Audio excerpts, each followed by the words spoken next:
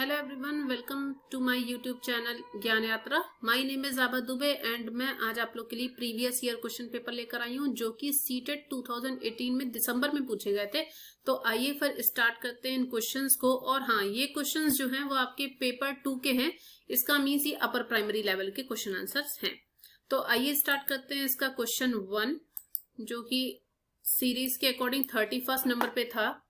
तो इसका पहला क्वेश्चन है, एक बैठक में सदस्यों में से 4/25 महिलाएं थीं, तो यह सदस्यों का कितना प्रतिशत था। तो देखिए, अगर आपके पास में टोटल जो नंबर्स हैं वो 25 दे रखे हैं, तो 4/25 का प्रतिशत निकालने के लिए 100 से मल्टीप्लाई कर देते हैं, क्योंकि महिलाएं तो 4 ही हैं। तो ये आपका आ जाएगा 4 × 4, that means this value is equal to 16%। तो आपका जो ऑप्शन नंबर 3 है ये आपका राइट आंसर हो जाएगा। नेक्स्ट चलते हैं इसका क्वेश्चन नंबर 32 पर। बोला गया है, एक दुकान ने अपनी कीमतों में 10% की कमी की थी। एक सामान की नई कीमत क्या है जो पहले 500 रुपए में बेची गई थी। मतलब पहले जो उसका प्राइस था वो 500 रुपए था, कमी कितनी हो गई 10% की, तो इसका मतलब ये हो जाएगा 50 रुपए। तो इतनी कमी हुई ना, तो कमी के लिए हम लोग माइनस करते हैं। तो टोटल था 500, इसमें से 50 माइनस कर देंगे तो ये आ जाएगा 450 रुपीज। एंड ये आपका आंसर हो जाएगा, ऑप्शन नंबर 3 राइट आंसर है। अब चलते हैं नेक्स्ट क्वेश्चन की तरफ, जो कि पूछा गया है कि नीचे तापमान डिग्री सेंटीग्रेड का एक डेटा सेट किया गया है। तो इसमें पूछा गया डेटा का परिसर क्या है। तो परिसर मतलब होता है रेंज, और रेंज का फॉर्मूला होता है highest value minus lowest value. Highest value in सभी में से सबसे ज्यादा क्या है 8, तो हाईएस्ट वैल्यू यहां लिख लेते हैं 8 है, एंड लोएस्ट वैल्यू आपकी है -8। तो अगर रेंज निकाली जाएगी तो 8 minus 8, that means the value of r is equal to 8 + 8। इसका मतलब r is equal to 16 degree centigrade, और ये आपका आंसर हो जाएगा, ऑप्शन नंबर 2 आपका राइट आंसर हो जाएगा। आई होप कि आपको ये क्वेश्चन समझ में आ गया होगा। नेक्स्ट क्वेश्चन चलते हैं 34 पर, जो कि पूछा गया है कि एक सिक्का 10 बार उछाला जाता है और परिणाम इस प्रकार अवलोकित किए जाते हैं, जैसे कि ये दे रखे हैं। ठीक है, तो चित्त की आपको कंडीशन बोली गई, कितनी बार उछाला गया है इसको 10 बार। अगर 10 बार इसको उछाला गया है तो फिर ये यहाँ पे चित्त की संख्या कितनी है। चित्त आप देख लीजिए कितने दे रखे हैं। तो यहाँ 1 2 3 4 5 6 चित्त हैं। तो अगर प्रोबेबिलिटी निकालेंगे ना तो 6/10 हो जाएगा। 2 3 6, 2 5 10, तो यहाँ प्रोबेबिलिटी आ जाएगी 3/5।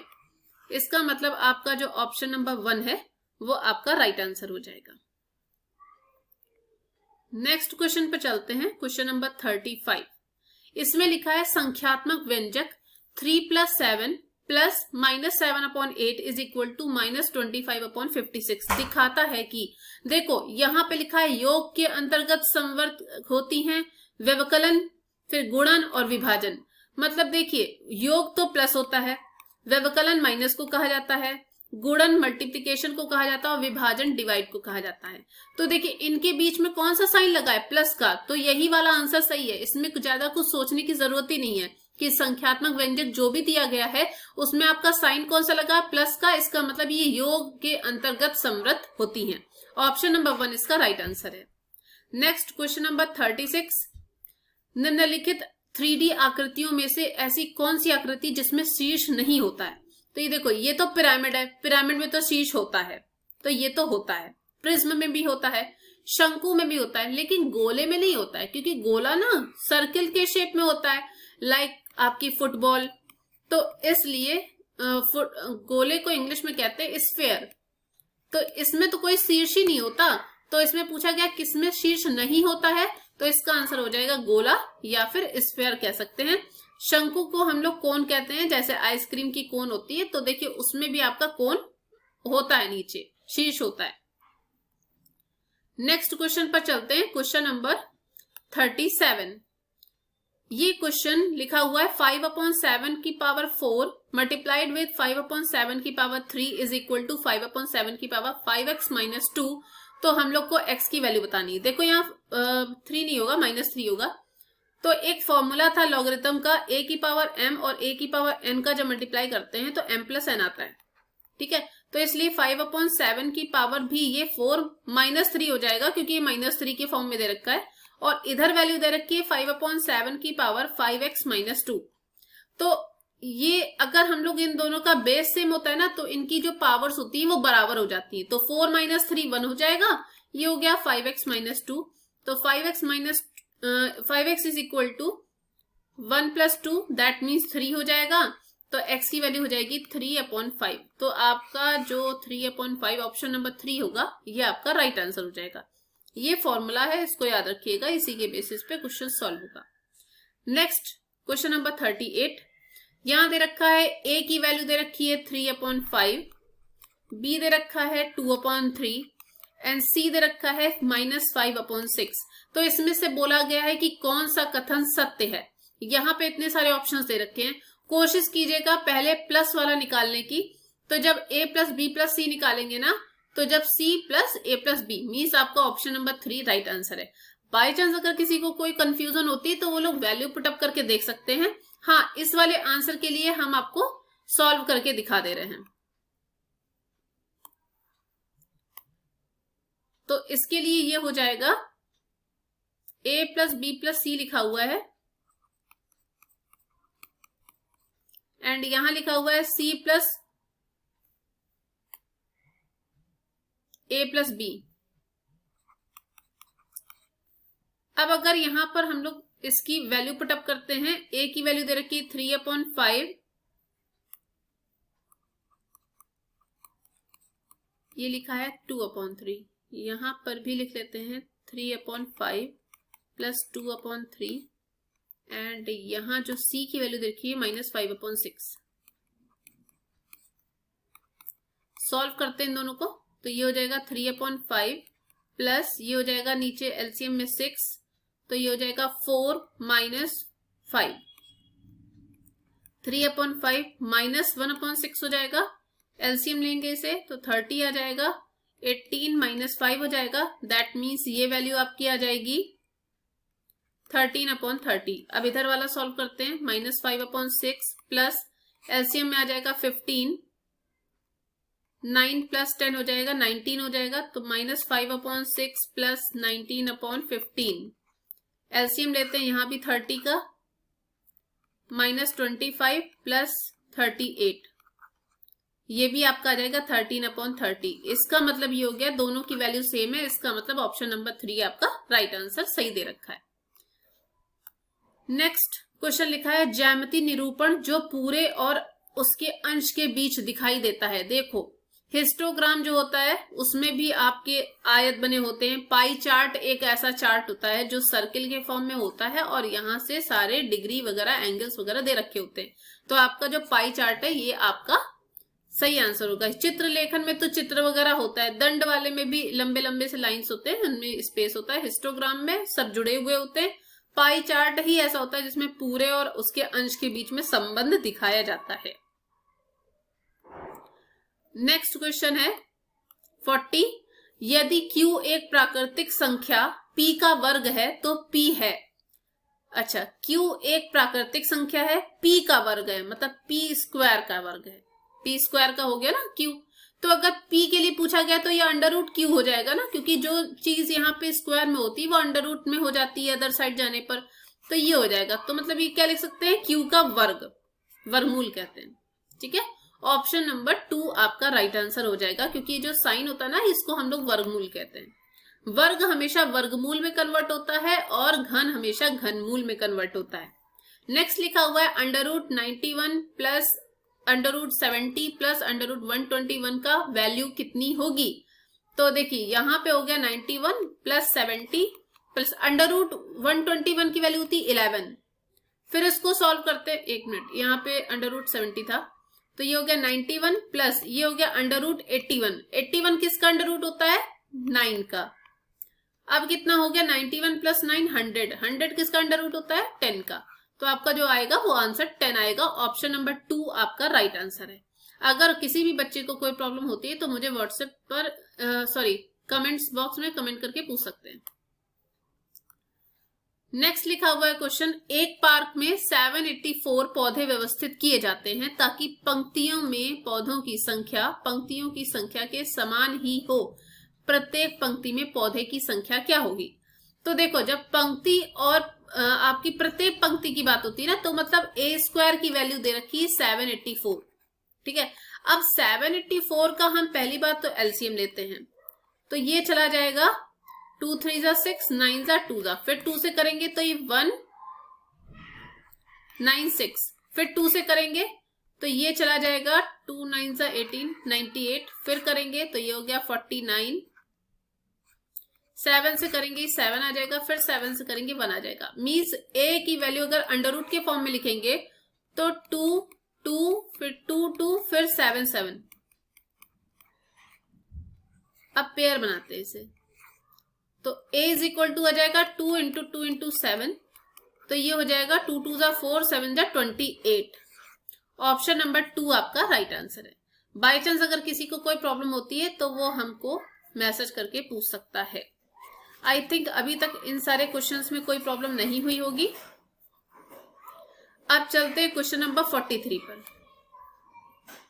यहां लिखा हुआ है, यदि दो राशियां x और y एक दूसरे के व्युत्क्रम के रूप में घटते बढ़ते हैं तो इनमें से कौन सा कथन सत्य है? देखो, अगर x का व्युत्क्रम लिखेंगे तो 1/x होता है, y का व्युत्क्रम लिखेंगे 1/y होता है। तो इसमें कहा गया कि साथ में घटते बढ़ते हैं।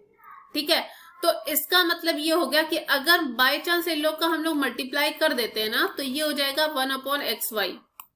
ठीक है, इसका मतलब ये अगर कोई कांस्टेंट होगा, है ना, तो ये हो जाएगा xy की वैल्यू k के बराबर हो जाएगी, क्योंकि 1/k नहीं 1/k हो जाएगा, तो xy की वैल्यू कोई एक कांस्टेंट आ जाएगा।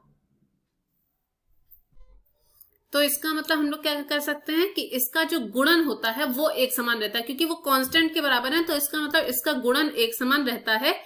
ऑप्शन नंबर 2 आपका राइट आंसर हो जाएगा। नेक्स्ट चलते हैं, इस क्वेश्चन में दे रखा है 7y को 6 से मल्टीप्लाई कर रहे हैं, तो y y y आना चाहिए, मतलब कोई एक ही ऐसी वैल्यू है जिसको रखने से पूरी वैल्यू सेम आ जाएगी। अब देखिए 7 में अगर हम 8 से y की वैल्यू अगर हम 8 रखते हैं, 6 से मल्टीप्लाई करते हैं, तो हो जाएगा ये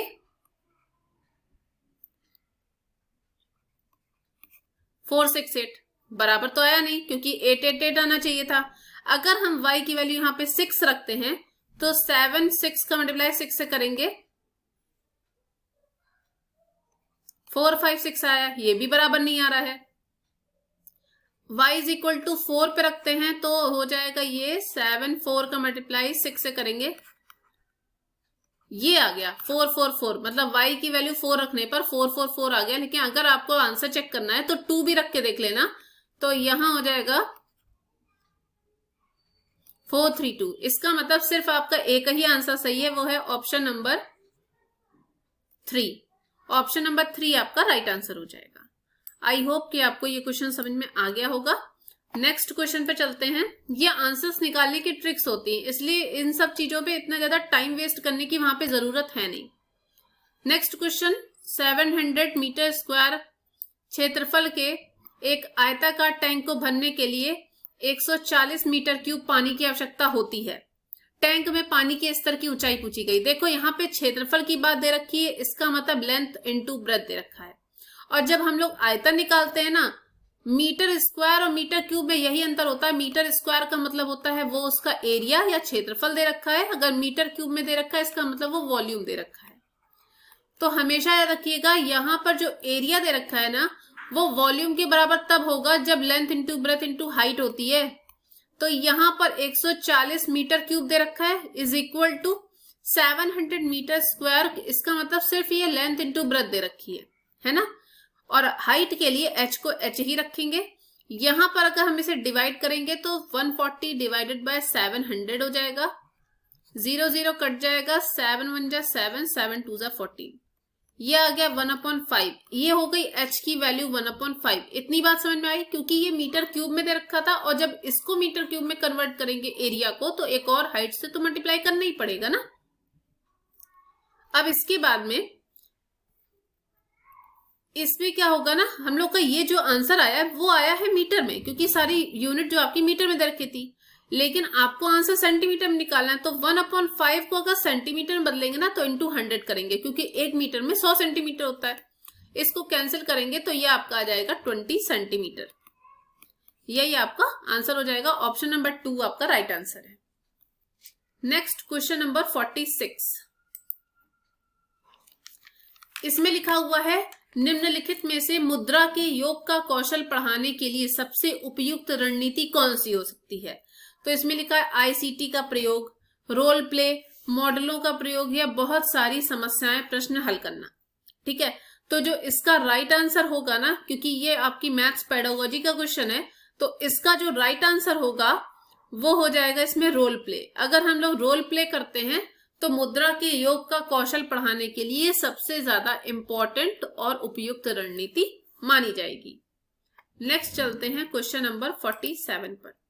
यहां पूछा गया है कि अपनी कक्षा में गुणा की अवधारणा को पढ़ाने के बाद एक शिक्षक ने अपने बच्चों से 48 को 4 से गुणा करने को कहा। उसने उनके छात्रों में से एक ने इसे मौखिक रूप से हल कर दिया। उसने 48 को 48 में जोड़ा, फिर 96 बना, 96 में फिर 96 जोड़ा, 192 बना। इसलिए उसने इस तरह से अपना उत्तर 192 बता दिया। गुणा की उसकी रणनीति के बारे में आप क्या कह सकते हैं। तो इसका मतलब क्या है कि उसने योग किया है, तो सीधी बात है उसको योग ही पता है, उसको गुणा करने का डायरेक्ट मेथड नहीं पता है, वो योग कर करके उस आंसर को निकाल रहा है। ठीक है, तो इसका आंसर हो जाएगा ऑप्शन नंबर 4, क्योंकि उसने गुणा को बार बार योग के रूप में समझा है। उसके कहने का मतलब सिर्फ इतना सा है कि अगर योग आप करते जाएंगे तो आप मल्टीप्लिकेशन निकाल लेंगे, लेकिन ये तो सिंपल सा था ना, 48 को 4 से मल्टीप्लाई किया इसलिए उसने निकाल लिया। बाई चांस अगर 48 को 72 से मल्टीप्लाई करना होता था तब वो बच्चा आंसर नहीं निकाल पाता, क्योंकि 48 को 72 टाइम्स थोड़ी ना ऐड करेगा। इसी वजह से गुणा का अपना एक अलग मेथड है और योग करने का अलग मेथड है। तो यहाँ पे पूछा गया था कि गुणा की उसकी रणनीति से उसने क्या समझा, तो ये उसने समझा कि गुणा को बार बार मल्टीप्लाई करने से योग के रूप में हमें, अगर हम बार बार योग करेंगे तो हमें गुणे के बराबर आंसर मिल जाएगा। लेकिन ये सारी चीजें सिर्फ इंसान एक सिंगल नंबर या सिंगल डिजिट के लिए कर सकता है, लेकिन अगर ज्यादा नंबर्स हैं आपके पास तब आप इस चीज को फॉलो नहीं कर सकते हैं। लेकिन ये बच्चे ने जो भी समझा आंसर तो सही निकाला, लेकिन निकालने का जो प्रोसेस था वो गलत था। नेक्स्ट 48 क्वेश्चन लिखा हुआ है, बच्चों को समय की अवधारणा को प्रस्तावित करने के लिए प्रारंभिक गतिविधि के रूप में निम्न में से कौन सी की जानी चाहिए समय को समझाने के लिए। तो देखिए, समय को अगर बच्चा समझेगा तो उसके लिए पहला ऑप्शन दे रखा है समय से संबंधित वाक्यांशों के साथ पूर्व अनुभवों के बारे में चर्चा करना। सेकंड लिखा हुआ है बच्चों को पढ़ाना कि घड़ी में समय को कैसे पढ़ा जाए। थर्ड है कि बच्चों को पढ़ाना कि बीते हुए समय की गणना कैसे करें। यह लिखा हुआ है कि विभिन्न इकाइयों में समय का रूपांतरण करना। तो इसमें से पूछा गया है कि बच्चों को समय की अवधारणा को प्रस्तावित करने के लिए प्रारंभिक गतिविधि के रूप में, मतलब सबसे पहले आप उसे क्या सिखाएंगे। तो इसका आंसर हो जाएगा बच्चों को ये पढ़ाना कि घड़ी में समय को कैसे पढ़ा जाए। जब तक बच्चा समय को पढ़ना नहीं सीखेगा तब तक उसका समय को समझना किसी काम का नहीं होगा। क्वेश्चन नंबर 49 दे रखा है कि निम्नलिखित में से कौन सा मूल्यांकन का उद्देश्य नहीं है। छात्र के विकास की निगरानी करना, निर्देशक निर्णय लेना, पाठ्यक्रम की प्रभावशीलता का मूल्यांकन करना, प्रदर्शन के आधार पर बच्चों की रैंकिंग करना। तो इसका आंसर हो जाएगा, इसके लिए आपके पास में जो ऑप्शंस दे रखे हैं नीचे दिए गए कूट का प्रयोग कर सही आंसर देना है। इसके लिए आपके पास में इतना सारा दे रखा है। तो इसका आंसर हो जाएगा पाठ्यक्रम की प्रभावशीलता का मूल्यांकन करना। हम लोग मूल्यांकन का उद्देश्य, हम लोग करिकुलम को इवेल्युएट नहीं कर सकते। हाँ, सिर्फ बच्चों की निगरानी कर सकते हैं, उनको उनका जो भी निर्णय होगा उसको देख या सुन सकते हैं और प्रदर्शन के आधार पर रैंकिंग कर सकते हैं। लेकिन हम लोग उसके जो करिकुलम है उसका मूल्यांकन करने का हम लोग के पास में कोई हक नहीं है। तो इसलिए जो मूल्यांकन की बात हो रही है तो यहाँ पर हो जाएगा ऑप्शन नंबर सी, मीन्स पाठ्यक्रम की प्रभावशीलता का मूल्यांकन करना। ये वाला आंसर आपका मूल्यांकन में नहीं आता है, तो इसलिए आपका ऑप्शन नंबर सी, ये ऑप्शन नंबर डी मीन्स आपका जो पार्ट है वो सी वाला आंसर आपका सही होगा। नेक्स्ट क्वेश्चन नंबर 50, उच्च प्राथमिक स्तर पर गणित पढ़ाने के लिए निम्नलिखित में से कौन सी विधि सबसे अधिक उपयुक्त है? गणित पढ़ाने के लिए देखिए, अगर बच्चा बड़े क्लास में है तो उसको प्रॉब्लम सॉल्विंग मेथड से अगर बच्चों को सिखाया जाएगा तो उन्हें ज्यादा अच्छे से समझ में आएगा। प्रॉब्लम सॉल्विंग इसलिए क्योंकि उस टाइम पर बच्चे का इतना ज्यादा डेवलपमेंट हो रहा होता है कि बच्चों को प्रॉब्लम्स आती रहती हैं, तो उन प्रॉब्लम्स को अगर टीचर सॉल्व कर देंगे तो आगे बच्चों को कोई प्रॉब्लम्स नहीं होगी। पूरा क्वेश्चन समझाना एक अलग बात होती है, लेकिन अगर बच्चे को जहां बच्चा गलती कर रहा है अगर आप वहां समझा देंगे ना तो आपको इस तरह की प्रॉब्लम्स उसको मतलब फॉलो नहीं करनी पड़ेगी, उसको इन सब चीजों को समझने में कठिनाई नहीं होगी। लेकिन अगर आपने सारा आंसर खुद ही बता दिया तो आपको प्रॉब्लम हो सकती है, क्योंकि आपको लगेगा आपने बता दिया लेकिन बच्चे को समझ में नहीं आया होगा। नेक्स्ट क्वेश्चन चलते हैं 51 पे। उच्च प्राथमिक स्तर पर गणित अधिगम के लिए निम्न में से कौन सा सबसे अधिक आवश्यक है? एक समस्या को कई बार हल करना, किसी समस्या को हल करने के विभिन्न तरीकों की खोज करना, सभी सूत्रों को याद करना, शिक्षक बोर्ड पर जो लिखता है सही ढंग से नकल करना। तो अगर आप गणित को सीखना चाहते हैं तो आपके लिए हो जाएगा कि आप किसी समस्या को हल करने के लिए विभिन्न तरीकों को खोजें कि अगर हम एडिशन कर रहे हैं तो एडिशन का कोई और नया तरीका क्या हो सकता है, या फिर एलसीएम एचसीएफ ले रहे हैं तो उसका कौन सा नया तरीका हो सकता है। तो इस तरह से भी बच्चा सीख सकता है, क्योंकि जरूरी नहीं है कि सारे बच्चों को एक जैसा ही मैटर समझ में आए। कभी कभी ऐसा भी होता है कि एक मेथड एक बच्चे को आया दूसरे को नहीं आया, तो दूसरे को आप एक ऐसा मेथड भी आपके पास होना चाहिए जिससे कि आप बच्चे को समझा सके। तो इसलिए विभिन्न तरीकों की खोज करते रहना चाहिए।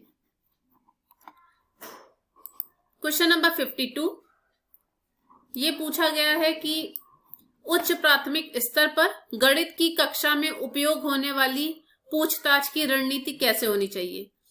जो उनकी रणनीति है वो हतोत्साहित करनी चाहिए, क्योंकि यह उस बच्चे को नीचा दिखाती है जो उत्तर देने में असमर्थ है। नहीं, बिल्कुल नहीं, ये तो बिल्कुल नहीं हो सकती। कक्षा को कोलाहल पूर्ण बनाती है क्योंकि बच्चे बहुत ज्यादा बात करेंगे। नो। बच्चों के बीच तनाव पैदा कर सकती है और उन्हें शिक्षक के अधिकार को स्वीकार करने के लिए मजबूर कर सकती है। तो ये भी नहीं हो सकता। अब फोर्थ ऑप्शन बचा है, बच्चों को उनके विचार या समझ व्यक्त करने के लिए आलोचनात्मक रूप से सोचने में मदद करती है। ऑप्शन नंबर 4 आपका राइट आंसर हो जाएगा, क्योंकि जब तक बच्चे पूछेंगे नहीं तब तक उनके अंदर के जो प्रॉब्लम्स हैं वो सॉल्व नहीं होंगी और बच्चा आगे नहीं बढ़ पाएगा। इसलिए पूछताछ की रणनीति विचारों को व्यक्त करने के लिए बहुत ही ज्यादा इंपॉर्टेंट है। क्वेश्चन नंबर 53 पे चलते हैं। एक शिक्षक ने कक्षा 8th के बच्चों को क्षेत्रफल मापन सिखाया, लेकिन उनके कई छात्र क्षेत्रफल और आयतन की विभिन्न इकाइयों के उपयोग के बीच उलझन में हैं। बच्चों के इस तरह के भ्रम का कारण क्या हो सकता है? तो इसमें आपके ऑप्शंस दे रखे हैं। बच्चों को क्षेत्रफल की इकाइयों का उपयोग नहीं आता था, बच्चों ने विभिन्न इकाइयों को याद नहीं किया है, अलग अलग इकाइयों को उनके दैनिक जीवन से संबंधित किए बिना सभी को एक साथ बताया गया है, या कक्षा 8th के शिक्षार्थी के लिए क्षेत्रफल मापन की अवधारणा एक कठिन विषय है। तो फोर्थ ऑप्शन तो हो नहीं सकता। ठीक है, अब उसके बाद में आपके पास बचे 3 ऑप्शंस। तो पहला ऑप्शन फिर से चेक करते हैं, बच्चों को इकाइयों की उपयोग नहीं आता था, तो ये भी आपका ऑप्शन नहीं है। अगर आता नहीं था तो उनको क्षेत्रफल मापन में क्षेत्रफल और आयतन इकाइयां तो आती थी, बस वो उलझन में थे। बच्चों ने विभिन्न इकाइयों को याद नहीं किया, इसमें याद करने वाली कोई चीज नहीं थी। ऑप्शन नंबर 3 सही होगा। अलग अलग इकाइयों को उनके दैनिक जीवन से संबंधित किए बिना ही एक साथ बताया गया, इसी वजह से बच्चों को समझने में प्रॉब्लम्स हो रही थी। नेक्स्ट क्वेश्चन पे चलते हैं। कक्षा में गणितीय वार्तालाप को प्रोत्साहित करने का सबसे उपयुक्त उद्देश्य निम्न में से कौन सा हो सकता है? पहला लिखा हुआ है, गणितीय विवरणों के बारे में बात करते हुए और उनका उपयोग करते समय बच्चों को एक सटीक भाषा का उपयोग करने में सक्षम होना चाहिए। यही ऑप्शन होगा। बाकी डरने वाले बच्चों का यहाँ कोई जिक्र नहीं है। बहस नहीं की जा सकती, प्रमेय और सूत्रों के वाचन में सक्षम होना चाहिए, ऐसा भी नहीं है। सिर्फ गणितीय विवरणों के बारे में बात करते हुए और उनका उपयोग करते समय बच्चों को एक सटीक भाषा का उपयोग करने में सक्षम होना चाहिए। नेक्स्ट क्वेश्चन नंबर 55 लिखा है, गणित में नैदानिक परीक्षण का उद्देश्य क्या है? मतलब निदान परीक्षण क्यों किया जाता है? बच्चों की अंतर में बच्चों की समझ में अंतर जानना, नहीं। माता पिता को प्रतिक्रिया देना, नहीं। प्रगति रिपोर्ट तैयार करना, नो। अंतिम अवधि के लिए परीक्षा के लिए प्रश्न पत्र की योजना बनाना, नो नो नो। एक मिनट, इसका आंसर 1 वाला सही होगा। बच्चों की समझ में अंतर जानना, कि बच्चों को कितना समझ में आया है कि नहीं आया, इन सारी चीजों की जानकारी करने के लिए नैदानिक परीक्षण बहुत उपयोगी माना जाता है। क्वेश्चन नंबर 56, उपचारात्मक शिक्षण सहायक है। उपचारात्मक शिक्षक क्यों सहायक है? पूरी कक्षा को पढ़ाने के लिए। उपचार उसी का किया जाएगा जो बीमार होगा, तो पूरी कक्षा के लिए तो हो नहीं सकता। पाठ की पुनरावृत्ति के लिए भी नहीं, खेल मार्ग के लिए भी नहीं, सिर्फ कमजोर छात्रों को सीखने की कठिनाइयों को दूर करने के लिए उपचारात्मक शिक्षण की आवश्यकता है, क्योंकि उपचार उसी का किया जाता है जो रोगी होता है या बीमार होता है, या फिर यहाँ स्टूडेंट के बारे में हो रही है तो यहाँ लिख सकते हैं वीक स्टूडेंट्स को प्रॉब्लम्स को सॉल्व करने के लिए उपचारात्मक शिक्षण की आवश्यकता पड़ती है। नेक्स्ट क्वेश्चन, निम्न में से कौन सी एक गणितीय प्रक्रिया नहीं है? मार्गदर्शन। गणितीय प्रक्रिया में मार्गदर्शन तो होता ही है, तो ये वाली तो है। रटना भी है, सॉरी रटना। फिर लिखा हुआ आकलन, आकलन तो किया ही जाता है, मेजरमेंट भी होता है। रटना नहीं होगी, आई थिंक रटना आपकी कोई भी गणितीय प्रक्रिया नहीं। किसी चीज को रट के आप उसको एक गणितीय प्रोसेस पे नहीं ला सकते हैं, आपको उस चीज को समझना ही पड़ेगा। नेक्स्ट क्वेश्चन लिखा हुआ है, गणित सीखने में त्रुटियां एक महत्वपूर्ण भूमिका निभाती हैं। यह कथन कैसा है, मतलब सत्य है या असत्य है? गणित सीखने में त्रुटियां एक महत्वपूर्ण भूमिका निभाती है, तो सीधी बात है, अगर आप गणित में गलतियां नहीं करोगे तो आप सीखोगे नहीं, तो ये बात तो सत्य है। तो असत्य वाला तो पोर्शन काट देते हैं। अब बचा सत्य। और सत्य क्यों है? क्योंकि त्रुटियां बच्चों की सोच को दर्शाती है। यह सत्य क्योंकि त्रुटियां प्राप्त अंकों के बारे में प्रतिक्रिया प्रदान करती हैं। तो इसका आंसर हो जाएगा 4th वाला, सत्य क्योंकि त्रुटियां प्राप्त अंकों के बारे में प्रतिक्रिया बताती हैं कि जो आपने आंसर दिया है वो सही है या गलत है। जो आपने आंसर निकालना है वो सही है या गलत है, यस और नो के बीच में आंसर को रिप्रेजेंट करने के लिए गलतियां होना बहुत इंपॉर्टेंट है। नेक्स्ट क्वेश्चन नंबर 59 पे चलते हैं। आकार पढ़ाते समय एक शिक्षक ऐतिहासिक स्थानों की यात्रा की योजना बना सकता है, क्योंकि अवकाश समय प्रदान करने की आवश्यकता है, क्योंकि अधिकांश पाठ्यक्रम समय पर पूरा हो चुका है। यह संचार कौशल में सुधार करने का अवसर होगा। आकार हर वास्तुकला का अभिन्न हिस्सा है और इस तरह की यात्राएं विषयों के संबंध को प्रोत्साहित करती हैं। यस, यही आंसर हो सकता है। तो ऑप्शन नंबर सी, मतलब ऑप्शन नंबर 2 आपका राइट आंसर हो जाएगा। इस सेशन का लास्ट क्वेश्चन लेते हैं। एक छात्र को एक घन की सतह का क्षेत्रफल निकालने के लिए कहा गया था, उसने आयतन निकाला। अच्छा, क्षेत्रफल निकालने को कहा गया था, आयतन निकाल दिया। गणना में त्रुटि का कारण क्या है? छात्र कक्षा को उबाऊ पाता है क्योंकि उसे गणित की कक्षा पसंद नहीं है, ऐसा तो कुछ नहीं हो सकता। छात्र उस कक्षा में अध्ययन करने के लिए उपयुक्त नहीं है। छात्र सतह का क्षेत्रफल और आयतन की अवधारणा को समझने में सक्षम नहीं है। यही वाला आंसर सही है, क्योंकि अगर उसे क्षेत्रफल और आयतन समझ में आ गया होता तो उसने क्षेत्रफल की जगह पे आयतन ना निकाला होता। तो आपका option number C right answer है, मींस ऑप्शन नंबर 1 है, और जो आपका पॉइंट दे रखा है वो point number C right answer है। तो आज के लिए इतना ही रखते हैं। बाकी नेक्स्ट क्लास में हम नेक्स्ट जो भी आपका सेशन होगा उसका 2019 का या फिर 20 का उसका पेपर लेकर आएंगे। आज मैंने आपका 2018 का पेपर 2 का भी कंप्लीट करवा दिए क्वेश्चंस, और पेपर 1 वाला भी इससे पहले वाली क्लास में हो चुका है। आप लोग जाके चेकआउट कर लीजिएगा जिन बच्चों ने अभी तक चेक नहीं किया है। कल मिलते हैं एक न्यू क्लास में, तब तक के लिए bye bye, take care, thank you so much.